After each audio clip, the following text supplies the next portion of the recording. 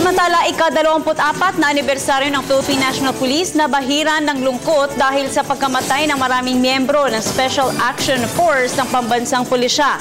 Bandila ng Pilipinas sa lahat ng kampo ng PNP sa bansa naka-half-mast. Tumulak na rin ang Cotabato sina DILG Secretary Mar Rojas at General Espina kaugnay ng nasabing insidente. Yan ang tinutukan ng aming kasama, si Alvin Baltazar. Hindi na itago ni DILG Secretary Mar Rojas ang kanyang emosyon kaugnay ng pagkamatay ng halos 30 miyembro ng PNP Special Action Force na nakaenkwentro ng tinaguriang lawless elements.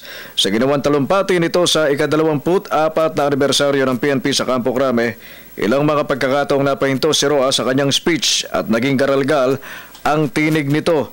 Ikinapit din ng kalihim sa kanyang mensahe ang huling kataga ng pambansang awit bilang paglalarawan sa ginawang sakripisyo ng mga pulis na ay sukdulang nag-alay ng kanilang buhay para sa bansa.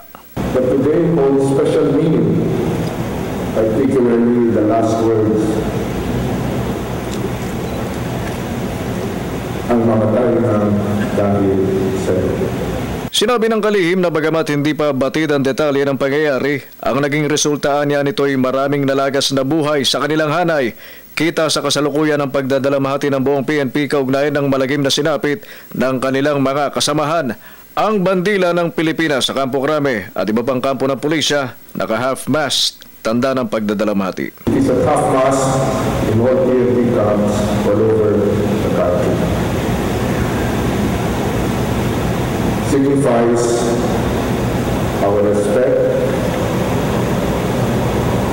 our admiration, our acknowledgement of the ultimate sacrifice of our brethren. At sa pagtatapos ng talumpati ng kalihim, hiniling nito sa mga nakalinyang pulis na ibigay ang kaukulang respeto at pagbibigay pugay sa kanilang nasawing mga kasamahan sa pamamagitan ng pagsaludo.